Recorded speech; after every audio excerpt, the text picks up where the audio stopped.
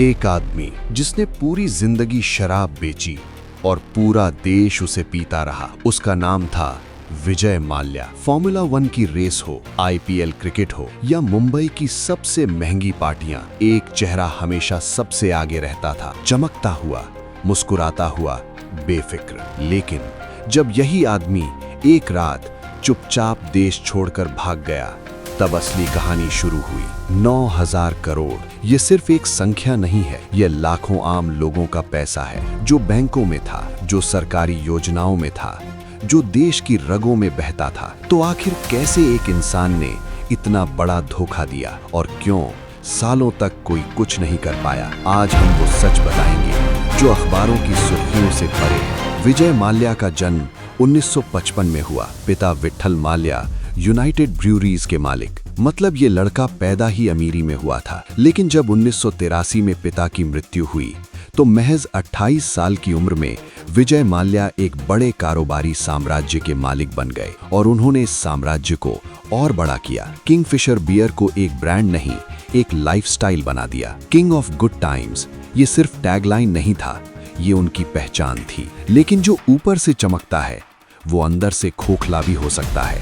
2005 में विजय माल्या ने एक बड़ा दाव खेला, किंगफिशर एयरलाइंस। उन्होंने सोचा, अगर किंगफिशर बियर इतनी हिट है तो किंगफिशर एयरलाइंस क्यों नहीं? शुरुआत शानदार रही। फ्लाइट्स में लेदर सीट्स, गर्म खाना और एयर होस्टेसेस, जिन्हें किंगफिशर कैलेंडर गर्ल्स कहा जाता था। लोग माल्या की एयरलाइन में उड़ना स्टेटस सिंबल मानते थे। लेकिन एविएशन एक बेरहम बिजनेस है।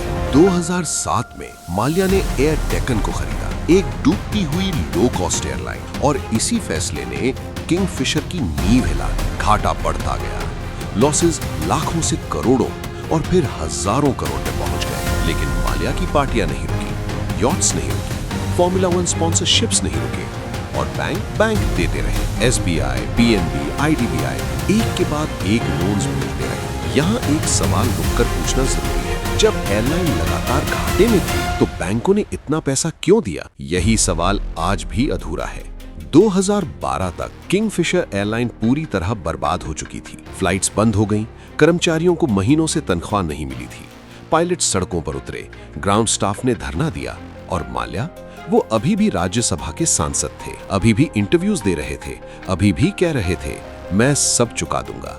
लेकिन मार्च 2016 की एक रात विजय माल्या चुपचाप लंदन चले गए। कोई प्रेस कॉन्फ्रेंस नहीं, कोई अनाउंसमेंट नहीं, बस चले गए। और तब जाकर देश को एहसास हुआ ये इंसान भाग गया है।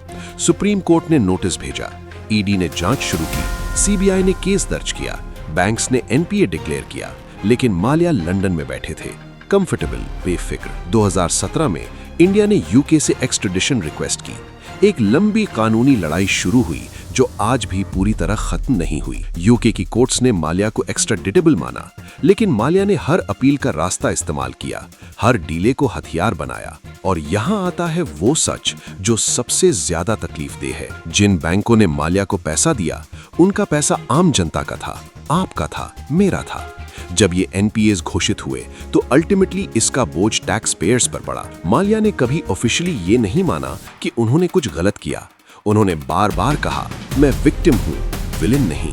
लेकिन जो पायलट सड़कों पर रोए, जो ग्राउंड स्टाफ अपने बच्चों को स्कूल फीस नहीं दे पाए, जो इन्वेस्टर्स बर्बाद हो गए, उनके लिए विक्टिम कौन था? यही वो सवाल है जो इतिहास कभी माफ नहीं करता। 2023 में UK कोर्ट्स ने फाइनल ऑर्डर दिया, माल्या को इंडिया भेजा जाए। लेकिन माल्या अभी भी लंदन में है, अभी भी अपील कर रहे हैं, अभी भी सिस्टम को खींच रहे हैं। इंडिया की एजेंसीज ने उनकी एसेट्स जब्त की, किंगफिशर विला नीलाम हुई, कुछ रिकवरी हुई, लेकिन पूरा पैसा वो अभी भी एक सपना है। विजय माल्या की कहानी सिर्फ एक आदमी की कहानी नहीं है, ये उस सिस्टम की कहानी है जहां कनेक्शंस होने पर रूल्स मुड़ जाते हैं, जहां पावरफुल लोग कानून की रफ्तार से तेज दौड़ सकते हैं, जहां किंग ऑफ गुड टाइम्स बनने के लिए आम आदमी की जेब काटनी पड़ती है। और जब तक वो सिस्टम नहीं बदलता, अगला माल्या पहले से तैयार बैठा है।